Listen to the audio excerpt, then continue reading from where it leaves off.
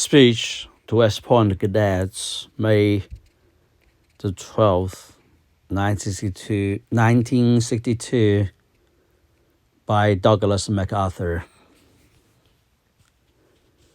General Westmoreland, General Groves, distinguished guests, and gentlemen of the corps. As I was leaving the hotel this morning, a doorman asked me, "Where are you bound for, General?" And when I replied West Point, he remarked, "Beautiful place. Have you ever been there before?" No human being could feel to be deeply moved by such a tribute as this. Thy reward. Coming from a profession I've served so long, and the people I have loved so well, it fills me with emotion I cannot express. But this award is not intended primarily to honor a personality, but to symbolize a great moral code, the code of conduct and the sharing of those who guard this beloved land of culture and Asian descent. That is the meaning of this medallion. For all eyes and for all time, it is an expression of the ethics of the American soldier. That I should be integrated in this way, with so noble ideal, arose a sense of pride and yet a humility, which will be with me always. Duty, honor, country. Those three hollow words randomly dictate what you ought to be, what you can be, what you will be. They are your rallying points to build courage when courage seems to fail, regain faith when there seems to be little cause for faith, to create hope when hope becomes fallen. Unhappily, I possess neither the eloquence of diction, that poetry of imagination, nor that brilliance of a metaphor to tell you all that they mean. The unbelievers will see it's but the words, but the slogan, but the flamboyant phrase. Every pedant, every demagogue, every cynic, every hypocrite, every troublemaker, and I'm sorry to say some others of an entirely different character, will try to downgrade them, even to the extent of a mockery and ridicule. But these are some of the things they do. They build your basic character, they mold you for your future roles, and the custodian of the nation's defense. They make you strong enough to know when you're weak, and brave enough to face yourself when you're afraid. They teach you to be proud and unbending in honors of failure, but humble and gentle in success.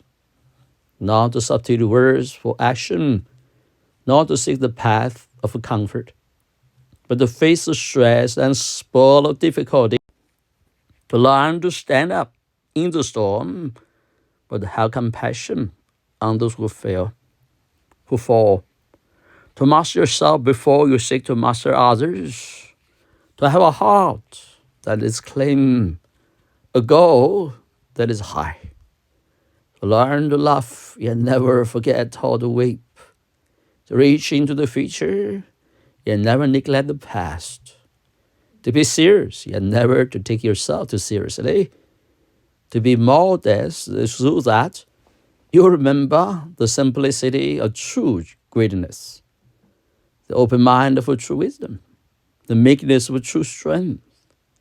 They give you a temper of the will, a quality of the imagination, a vigor of the emotions, a freshness of deep springs of life, a temperamental predominance of courage over timidity, appetite for adventure over love for ease, to create in your heart the sense of wonder, the unfailing hope of what next, and the joy and inspiration of life. They teach you in this way to be an officer and a gentleman. And what sort of soldiers are those you are to lead? Are they reliable? Are they brave? Are they capable of victory? The story is known to all of you. It's the story of the American man-at-arms. My estimate him was formed on the battlefield many, many years ago, and it never changed. I regard him then as I regard him now, as one of the world's noblest figures, not only as one of the finest military characters, but also as one of the most stainless. His name, the fame, are the birthright of our American citizen. In his youth and strength, his long loyalty he gave, all that mortality can give. He needs no eulogy from me or from any other man, as written in his own history, and written in red on his enemy's breast. But when I think of his patience under adversity, of his courage under fire, and his modesty in victory, I am filled with the emotion of admiration I cannot put into words. He belonged to history as furnishing one of the great examples of successful patriotism.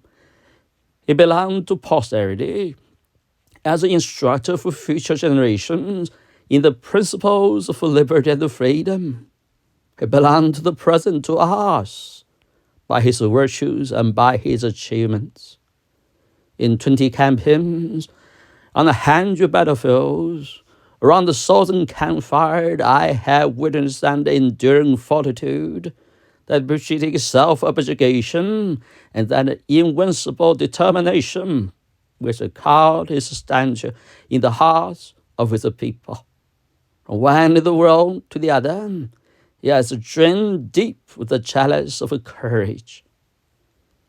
As I listened to those sounds of the glee club, in memory's eye, I could see those staggering columns of First World War, bending under soggy packs, on many a weary march from dripping dust to drizzling dump, slogging ankle deep through the mud of shell-shock roads to form grimly for the attack, blue-lipped, covered with sludge and mud, chilled by the wind and rain, drying home to their object, and for many, to the judgment seat of God. I do not know the dignity of their birth, but I do know the glories of death. They died unquestioning, uncomplaining, with the faith in the hearts, and on the lips the hope that we would go on to victory. Always for them, duty, honor, country. Oh, with the blood, the sweat, and the tears, and we saw the way and the light and the truth. And 20 years after, on the other side of the globe, again the feel of murky foxholes, the stench of ghostly trenches, the slime dribbling dugouts, those bawling sounds of relentless hate, those torrential rains with devastating storms, the loneliness and utter desolation of jungle trails, the bitterness of a long separation from those he loved and cherished, the deadly pestilence of tropical disease, the horror of striking eras of war, the resolute and determined defense, the swift, sure attack, the indomitable purpose is a complete and decisive victory, always victory, always through the bloody haze of the last reverberating shout, the vision of a gone, ghostly man, randomly following your password, duty, honor, country. code, with its words, perpetuate embraces the highest moral laws and will stand the test of any ethics or philosophers ever propagated for the uplift of mankind. Its requirements for the things that are right, its restraint are from the things that are wrong. The soldier, above all the men, is required to practice the greatest act of religious training, sacrifice. In battle, in the face of danger and death, he disclosed those divine attributes which his Maker gave when he created man in his own image. No physical courage and no broad instinct can take the place of the divine health which alone can sustain him. However horrible the incidents of war may be, the soldier who is called upon to offer and to give his life for his country is the noblest development of mankind. You now face a new world, a world change. The thrust into outer space of the satellites, spheres, and missiles marked the beginning of another epoch in the long story of mankind, the chapter for the space age. In the 5 or more billion of years, the scientists tell us it had taken to form the Earth. In the 3 or 4 or more billion years of development of his human race, there had never been a greater, a more abrupt or staggering evolution. We deal now not with things of this world alone, but with the illimitable distances at the end unfathomable mysteries of the universe, reaching out with a new and boundless frontier. We speak in strange terms of harnessing the cosmic energy, making winds the tide work for us, of creating unheard synthetic materials to supplement or even replace our old standard basics, purify seawater for our drink, a mining ocean floor for new field of wealth and food, a disease preventative to expand life into the hundred of years, controlling the weather for a more equitable distribution of heat and cold, a rain the shine of a spaceship to the moon, the primary target in war, no longer limited to the armed forces of our enemy, but instead to include the civil populations. If the ultimate conflict between a united human race and the sinister forces of some other planetary galaxy, such dreams and fantasies and to make life the most exciting of all time. And through all this world of change and development, your mission remains fixed, determined, inviolable. It is to win our wars. Everything else in your professional career is about corollary to this vital dedication. All other public purposes, all other public projects, all other public needs, great or small, will find others for their accomplishment, but you are the ones who are trained to fight.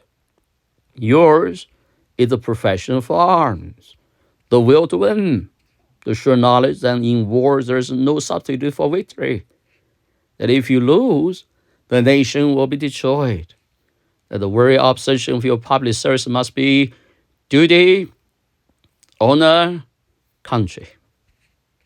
Others will debate the controversial issues, national and international, with divide man's mind, but serene, calm, aloof, you stand at the nation's war garden as its lifeguard from the raging tides of international conflict, and is a gladiator in the arena of battle. For a century and a half, you have defended, guarded, and protected its hallowed traditions of liberty and freedom, of right and justice. The civilian voices argue the merits or demerits of our processes of government, with our strength is being sapped by deficit financing, indulging too long by federal paternalism grown too mighty, by power groups grown too arrogant, by politics grown too corrupt, by crime grown too rampant, by morals grown too low, by taxes grown too high, by extremities grown too violent, with our personal liberty and sorrow and complete as it should be. These great national problems are not for your professional participation or military solution. Your guidepost stands out like a tenfold beacon in the night. Duty, honor, country. You are the leaven which bind together the entire fabric of a national system of defense. From your ranks come the great captains who hold the nation's destiny in their hands the moment the war tussle sounds. The long green line has never failed us. Were you to do so, a million goats in olive drab, in brown khaki, in blue and gray, would rise from the white crosses, sounding those magic words: duty, honor, country. This does not mean that you are warmongers.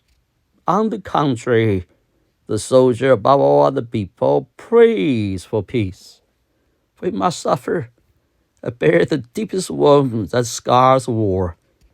But always in our ears ring the ominous words of Plato, that the wisest of all philosophers, only the dead have seen the end of war. The shadows are lessening for me. The twilight is here. My days of old have vanished tone and tint.